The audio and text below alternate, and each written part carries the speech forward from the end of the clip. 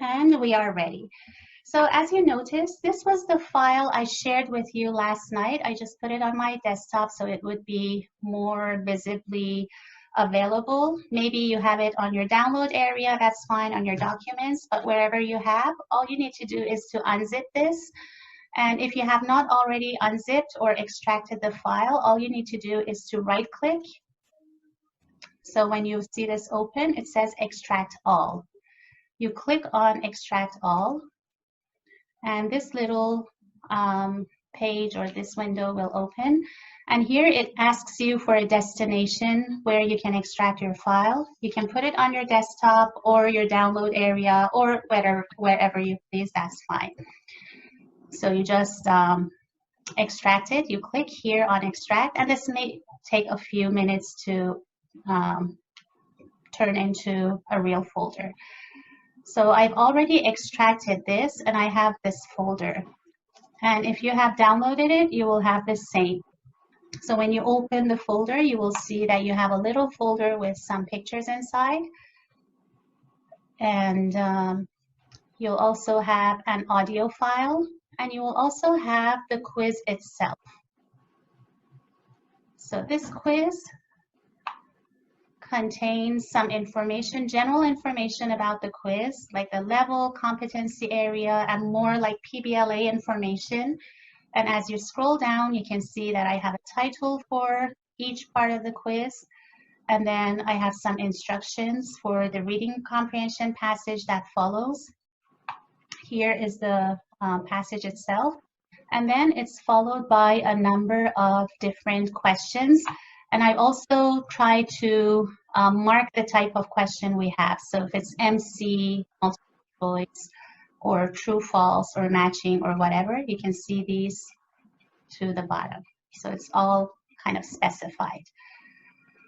Right, so if you scroll back up, you'll also see that I have tried to say what kind of question it is. So you know we have literal questions that sometimes we want to ask. Sometimes they're more interpretive, or sometimes they are applied questions, you know, the PBLA guidelines for having the right amount of questions distributed among our tests. Right, so we'll go back to the beginning, and I just might say that today we might not have enough time to cover all of these questions. I don't think we will, honestly, because even when I was the only speaker in the room, we had to like divide this into 2 sessions. So today we'll probably manage to cover 3 or 4 of these question types, and we will continue Friday, I believe. Yes, it's Friday, same time. Okay, so I'll just minimize this page to like have it cover half of my screen. I'll just close this one here behind, and I'll open my Avenue.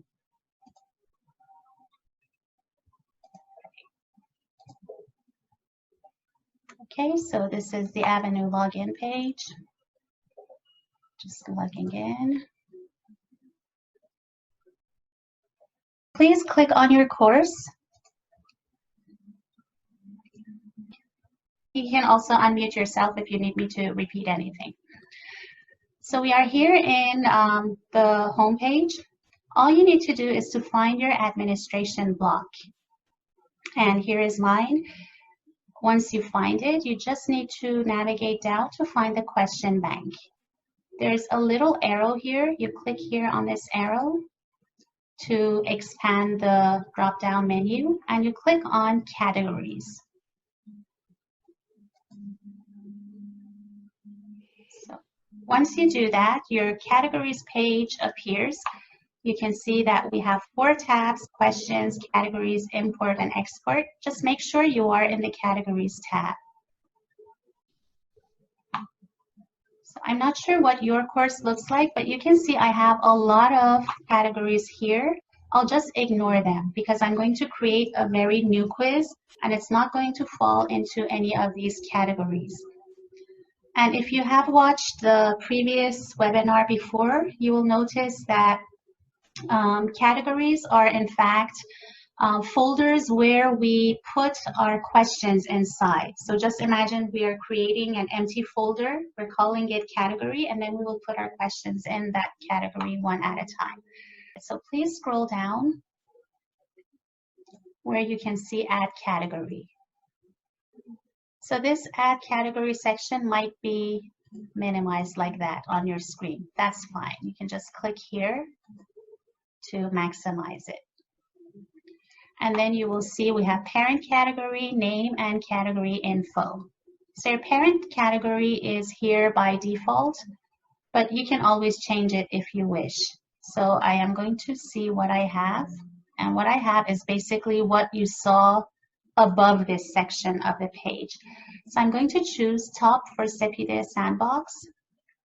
So that is like a drawer, or think of it as a file cabinet where you put your folders in. So I have top for Sepideh Sandbox. I have that big file cabinet, and I'm going to put a folder in one of the drawers there. And I'm going to call it Health and Safety. So as you noticed, it's going to be on the topic, the whole quiz is going to be on the topic of health and safety. And this quiz is going to be about one of the activities we have in the health and safety unit in the 2-3 exemplar course. So this is what I'm going to call it. But again, you probably noticed that within that same unit, we had a lot of topics. So I just want to make sure later when I come back to view all of those categories, I know exactly which topic of the unit this quiz is about. So in the category information, I'm going to add the topic, which was superfoods, I guess.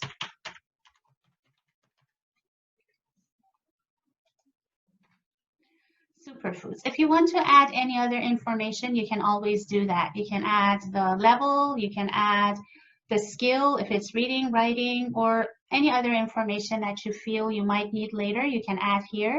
Or if you prefer, you can add no information at all. So as you see, it's optional. We don't have that little red exclamation mark, which signals that something is not optional and it's required. So this is not required. You can just leave it blank if you wish. Leave the ID number blank as well and click on Add Category. Okay, so the same page refreshes. So it's the same categories page, but if you scroll down, you will be able to find that category. So we click here on Health and Safety to open the category.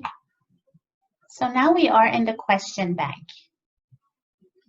And you see the question tab becomes active. So once you are here in the question bank, you can select a category. If you want to change anything, again, you have all your categories there. You can choose one of those. I'm going to stay in health and safety. And this is a little description that we added. So if you scroll down, there's nothing here. So our quiz is blank. There's no question yet. This is the empty folder. I will click on Create a Question. And this is what will pop up. This window shows us the different kinds of questions that we can create in Moodle. So if you have a closer look, you will see many familiar question formats. You will also see some new ones, which we are not going to use because they're not really relevant to language learning. And then as you scroll, you can see drag and drop, close, gap fill, ordering. Okay, so just a note here. I will minimize my page now just to review this. So you see your Word document, usually some kind of content presented to the students before they answer any questions. So when you want to do that, to add some content, maybe you can add instructions, or maybe you want to add this reading passage, you need to scroll down on this page and click on Description. This description is where you put your content, the initial content based on which the questions are created. So please click on Description. And once you do that, you will see a little explanation about the question type here.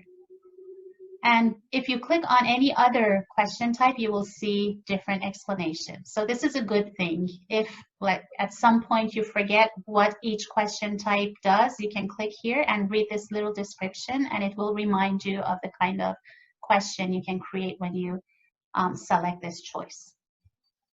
So back down on our description, you click here and click Add. Okay, so this is the page where you add your description. So again, you add your reading passage or your video, audio, whatever the students need to see or do before answering any questions. So just to double check, the category is still health and safety, so we are in the right place. Now you need a question name. So again, it's a good idea to have a question name in mind before you type like question 1, question 2, question 3, because at the end of the day, if these questions go into the different categories, it's really hard to find them because you don't know what question 1 is unless you open question 1 and you read it and then you remember it belongs to the health and safety module, etc. So it's best to give it a name while you are creating your quiz. And this is why I have names and titles for all my questions in the Word document.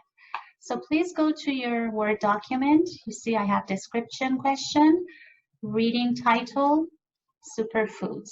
So please triple click, Control C to copy, and then click here and click Control V to paste. So now I have the question name typed. And this is a required field, so you cannot leave this empty. And if you scroll down, here is where you put your question text. So let's copy all of our reading comprehension passage with the instructions. So let's copy here to the end. So you can copy and paste it in your question text. You scroll down just to make sure it's all copied. Yep, that's correct. So we just scroll down on the page. Here you can give general feedback. So this feedback is only for this particular item. It doesn't have anything to do with how the students answer a question or if they answer their question correctly or incorrectly. It's only about the question itself. For example, you can say, for more information about superfoods, go to this website. Or to learn more about the benefits of superfoods in Canada, read this chapter or do something. So this is some general information about the question, but it's not feedback on the answers. So again, you have an ID number that you can add, and here you have tags. Now this is one of the very important parts, especially these days because we're talking about e-portfolios and binders and sending work to the e-portfolio. Please remember, this tag is different from the e-portfolio tag. In fact, they are very different. So please do not type e-portfolio or reading or anything here. This tag is only meant for you to be able to find your question using keywords in the whole quiz bank. So again, you remember, like we have 10 questions and we cannot find them. If you tag them using the keywords in the question, you will be able to find them easier in the future. But tagging it here does not send it to the e-portfolio. So if you want, you can just say food. You can also say superfood. You can say health and safety.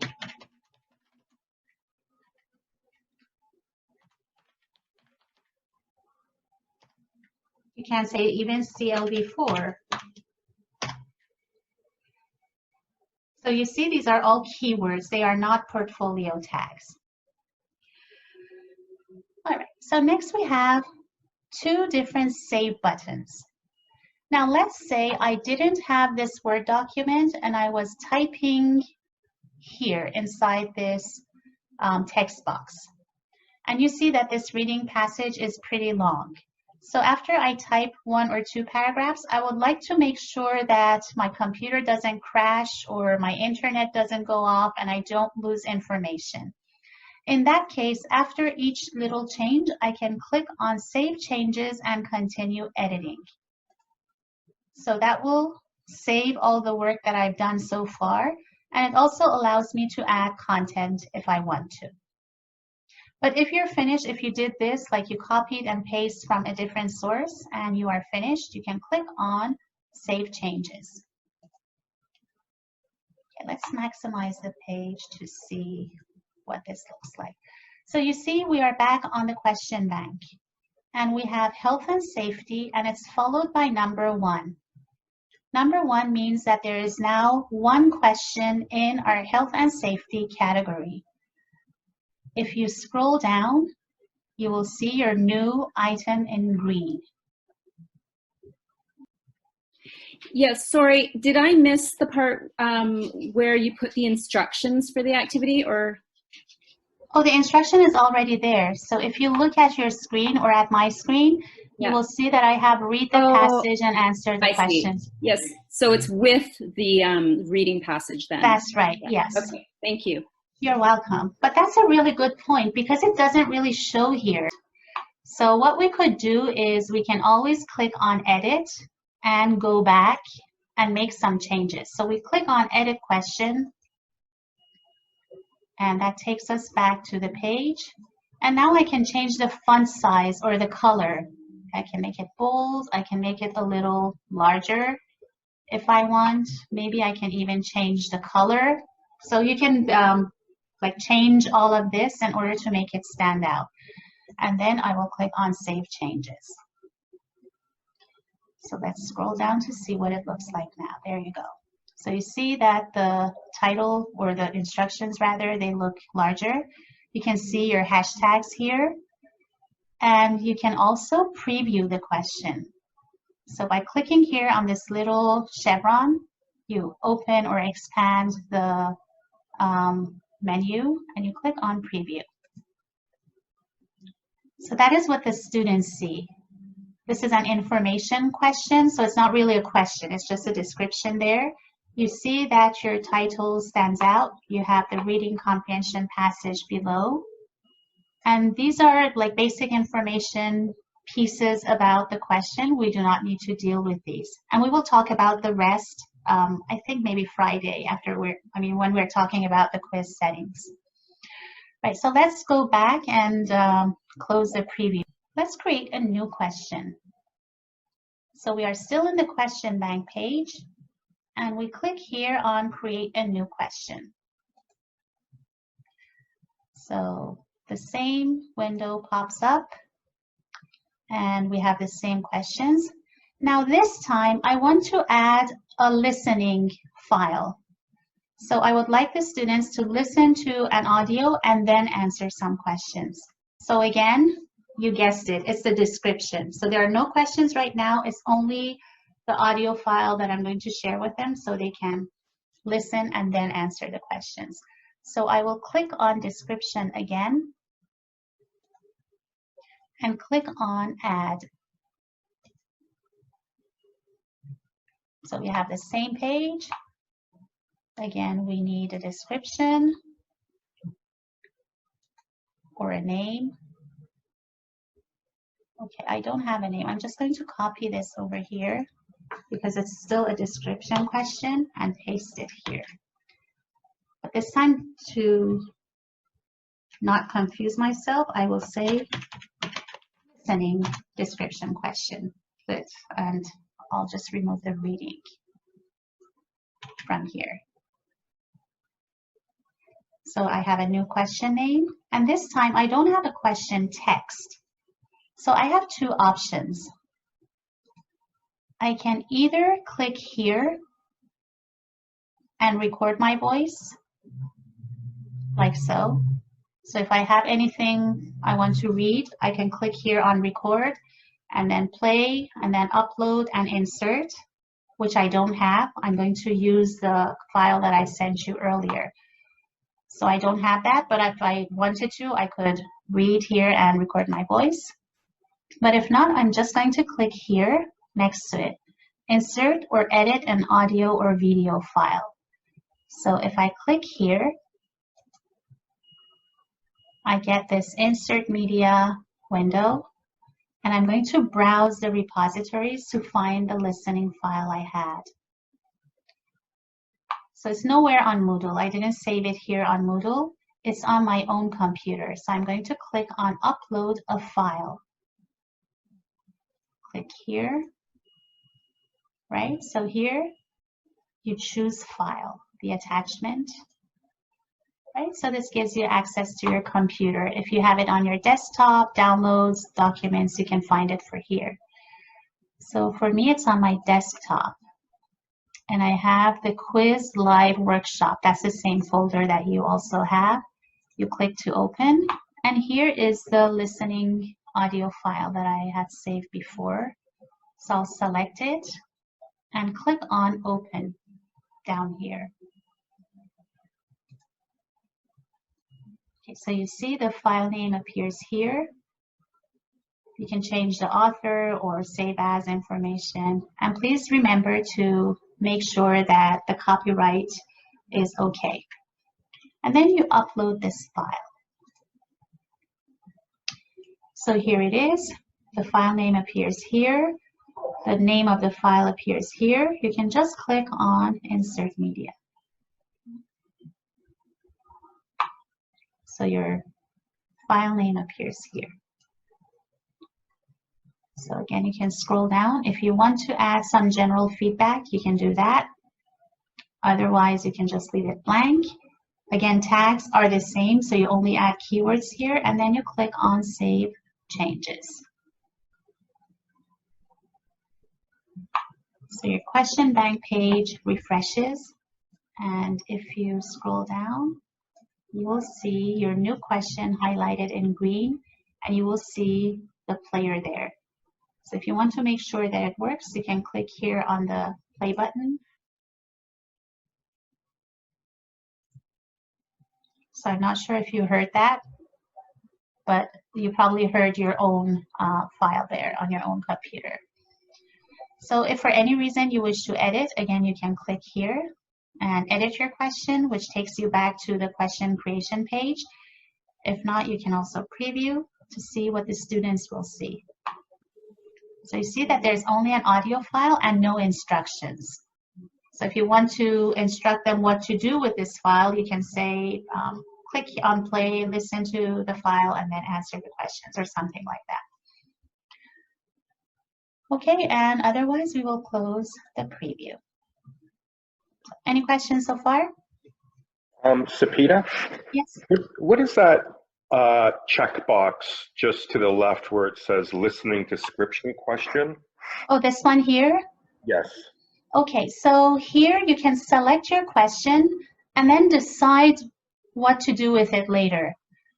So if you want to delete this question later, or if you have like several questions that you want to delete at the same time, you can select them and then click on delete. Or you can move them to a different category. Okay, I see. Thanks. Yes, you're welcome. Sepideh, Yes? could you put the audio on the same description page as the text, or do you have to do it separately? Oh, no, you can do it the same. Yeah. So let's do it here. So let's say we have the reading passage and we want to add an audio. So you click here, you go back and you edit your screen, and you edit your question. And so you have your reading here. You can click here, move your mouse where you would like, and then follow the same process. So you can add your audio if you want. Thank you. You're welcome. Let's see if it works.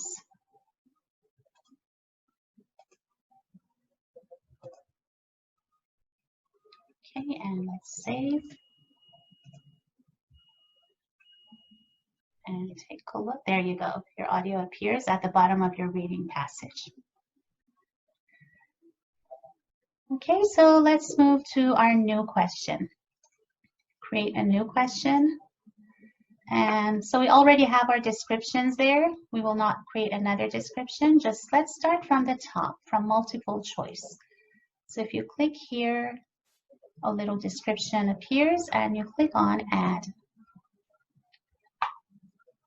So this is your multiple choice question page, and you need to fill these fields. So I'm going to make this screen smaller so I can copy and paste stuff from my Word document.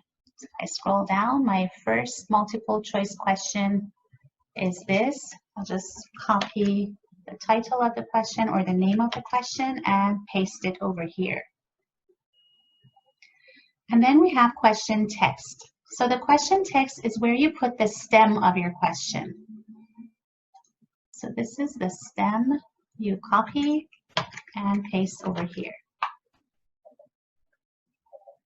And you can also, again, you can add audio, video, whatever you like. So if you want more options, you just click on this little arrow over here and it will give you more options. You can add smileys, underline your text, add links or attachments, even H5Ps, which makes it too complicated. We won't do it now, but I'm just saying like there are too many possibilities here. But just let's stick with the text for now. Sorry, quick question. Is this where, if I wanted to number the questions, is that where you would put the numbers? So yes and no. Now this number will appear in the quiz bank. So when you're looking at your quiz bank, you can see these numbers, and that's because you inserted the number yourself. But then in the quiz itself, so we will see when we have like 10 or 15 questions and we want to put them all and unite them as a quiz, then you have different ways of paginating the quiz or to order your questions. But I think if you really want to have numbers, you can add them here. They will appear in the question text. But again, I think that's not necessary because you will see later how it works. Like the questions have numbers when they are put all together in one single quiz. Okay, thank you. You're welcome. Okay, so your question text goes here, and then you have to set the default mark. Now, I think this question is worth 1 point, not more, not less, so I'll just leave this here as 1. But if you feel like a particular question has more significance compared to the others, you can always change this mark, add 2, 3, or 4, or less. So here again, you have general feedback, which is the same as the other description item that we mentioned. So there's no real feedback about the answers here. It's just general information about the question itself. And again, let's skip the ID number. Now here is where you decide if you want to have only one answer or multiple answers will be acceptable. So this question, we have 3 options and only one answer is correct. So I will choose one answer only. But you can also choose multiple answers as we will see for the next question. And would you like the choices to be shuffled each time a student views the question? Yes, I would like that to happen. Maybe you won't.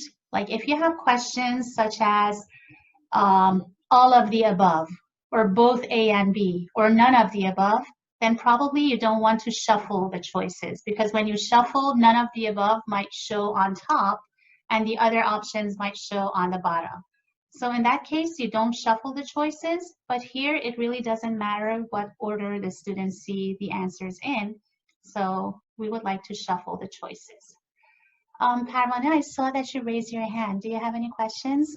If you don't mind, yes, please. Where you place the mark, is that only always by points, or it accepts percentage as well?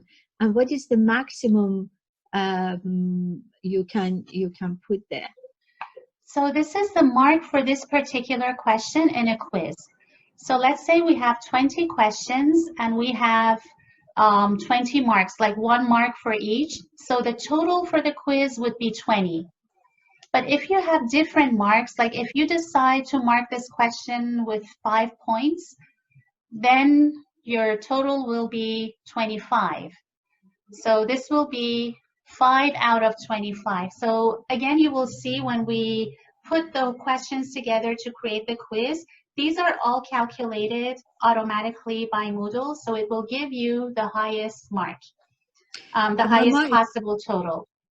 Excuse me. My question is that because the way I teach, we always go by percentage. So does that accept percentage as well? Here you cannot add percentages. You can do that later on when the quiz is completed. Thank you. You're welcome. The good thing is that Moodle calculates all the difficult percentages and converts a lot of the grades. I mean, most of the time. It really depends on how complicated you want the calculations to get. But simple calculations are usually done by Moodle itself, and you can do that in the settings. Again, I will show you how, probably not today, but I think it's going to be on Friday. We'll have time for the settings there. Okay, so yes, we were here. We shuffled our choices and then number the choices. So here you have the option to choose how you would like the choices to show. Would you like small letters, capital letters, numbers, or no numbering at all? We'll just go with small letters. And show standard instructions. Now the standard instructions, if I click here on this little question mark, you can see what they are. For example, if you have only one answer correct, the standard instruction to the question will say, select one. So the question is here, Canadians usually eat blueberries, then it will appear after here, select one. If you choose to have more than one correct answer, then here the instruction that will appear says, select one or more. It's up to you. If you want Moodle to do that for you, you can click here and choose yes. If you have different standard instructions that you want to include, you can also add your own. So you don't have to use whatever Moodle suggests. You can add your own instructions here in the question text. So I said yes, so we shall see. I didn't add my own instructions, so I expect Moodle to add standard instructions there. In the next section, you add your answers one at a time. So choice number one, fresh from my document, copy and paste, goes here. Now there's no grade for this answer because it's not the correct answer, so I leave it at none. If it were the correct answer, you would choose 100%. Or if you had several answers, you could choose the percentage or the weight of each answer.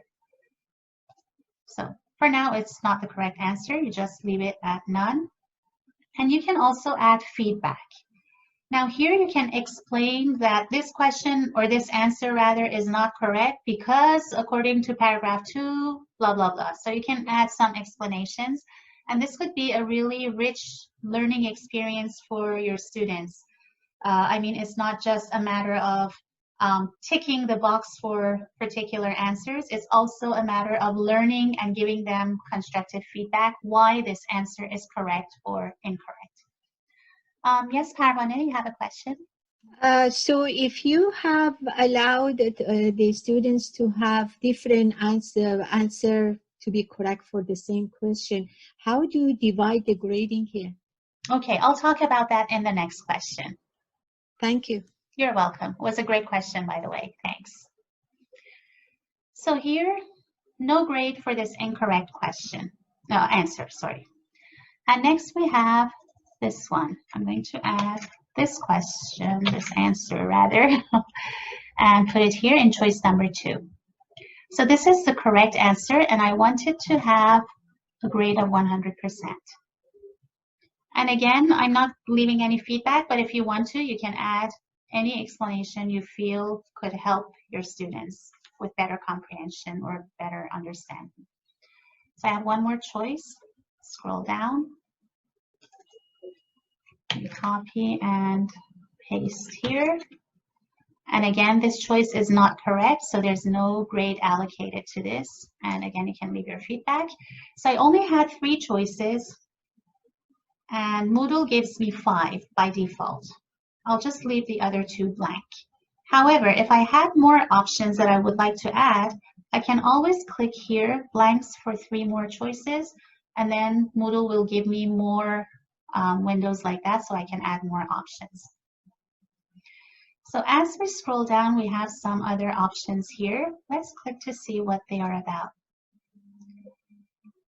Again, this is the default feedback that Moodle gives for any correct, partially correct, or incorrect response. So you see when you answer a question correctly, sometimes in a SCORM or sometimes in other activities, you get your answer is correct. Sometimes there's a little encouragement like, well done, your answer is correct. Sometimes you even get a smiley, so you can click here, add your own smiley. Okay, these are too exaggerated, but whatever. So you can add your smiley here if you wish. You can just remove all the feedback and leave your smiley. You can leave an audio file and say, bravo, that was really good. Or, you know, a little piece of music, encouraging music. You can leave your partially correct response feedback over here. And you can also have incorrect feedback. Again, it's the same. So you can add all of these wonderful media objects if you want in the text box.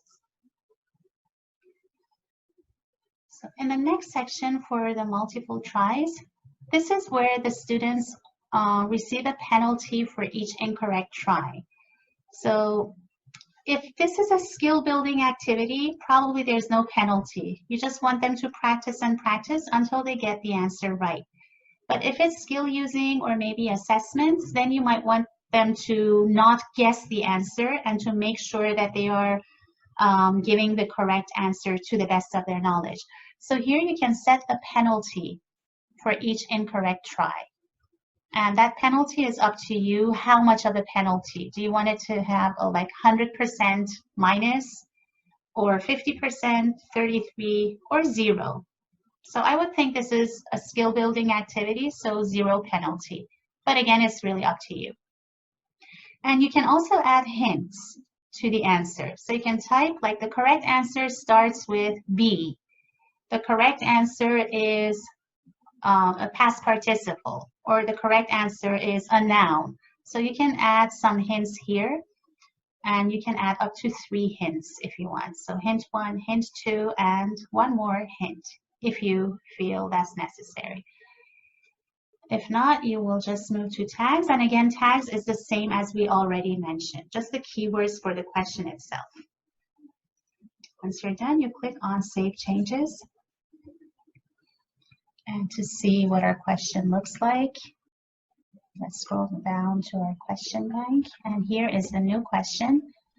You can click here on Edit and Preview. Okay, so you see the stem, and this is the standard instructions that we clicked yes in the first page. So select one appears here, and then you can see your answers. Anyway, so let's see how the question behaves if we answer it. So let's say we click the first one, and then we click on Submit and Finish. So you see there's a little red X appearing to the right, and then the feedback is your answer is incorrect. The correct answer is baked. So let's start again. So you see that the answers are shuffled. And here we have the word baked, which is the correct answer. And let's submit and finish. Also see this green check mark over here. And you see that our feedback is customized. So we can close the preview. All right, so let's go back to our question bank and create a new question. So the same window appears, and this time we're going to make a multiple choice question with multiple answers. So click here and you click Add. Okay, so your quiz creation question appears. Let's make it smaller and copy our second question here. So copy the question name, paste it over here, and the question stem, paste it over here. And the default mark. Now this time, if you look at the document, we have 3 correct answers. So just to avoid all the decimals and complicated calculations, I will just say that this question has 3 marks. If you don't want that, that's fine. If you still think that this is of equal value as the first question, you can leave it as 1. It's just your decision. Okay, so the general feedback section, I'll just leave the ID number. I'll leave it, and here I have 1 or multiple answers, and this time I'm going to choose multiple answers allowed. And yes, I will still like to shuffle the choices, so I'll keep this ticked. I'll like to have the small letters as the numbering format and show standard instructions. This time I'm going to say no. So I have the choice, I'll just add those quickly. Okay, the first choice is not correct, so there's no mark for it. Choice 2 is one of the correct questions. So now, Parvane, this is where we get to set the marks. So out of 3 correct answers, this is one of them. So it gets a third of the full mark. The full mark we set was 1, and we need to set a third of that. So that would be 33.33% of the total mark. So you select that because this is 1/3 of the answer. So if someone selects this, they will get 1/3 of the total mark for this question. Okay. All right, so we have soda for our choice 3. There's no grade for it. It's not a correct answer. And for choice 4, we have one of the correct answers. And again, it carries 33.33% of the total. Choice 5 is the same. And again, 33%. And you already know that if you have 4 answers, you can probably choose 25% for each. If you have 2 answers, you can choose 50% for each. So depending on how many answers you have, you can choose a percentage here.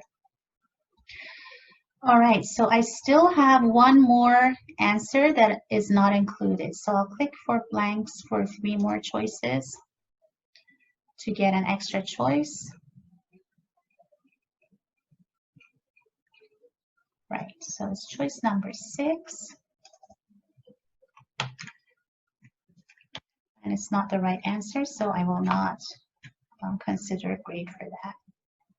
Again, combined feedback is the same. Multiple tries tags are all the same. I'll just click on Save Changes. So let's see what our question looks like here. Let's click on Preview. And looks good. And let's see what happens if we answer the question. So just answering randomly and submit and finish. Okay, so 1 answer is correct and 2 answers are not correct. If you scroll down, you can see the correct answers. And if you go back up, you can see the marking here, the grade. So out of 3 marks, only 1 was achieved by this attempt. So if we start again, let's try to choose the right answers this time.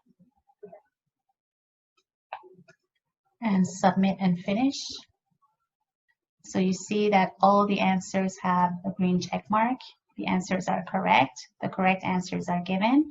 And the mark here is 3 out of 3.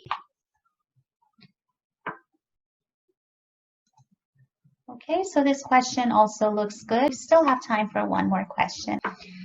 Next, we're going to create a true-false question. So you click here and you click Add. But this is very similar to the multiple choice question we already had. So just to be able to copy paste it. There we go.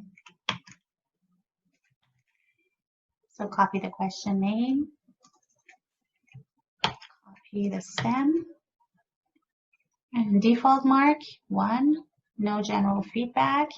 The correct answer is false. You can change that if you need to.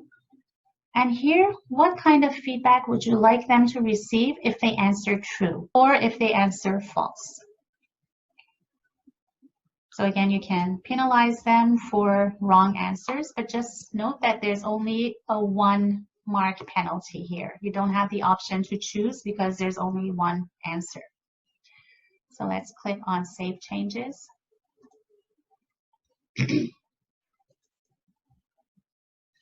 And to scroll down and preview the question, click here. And there's your question and the instructions.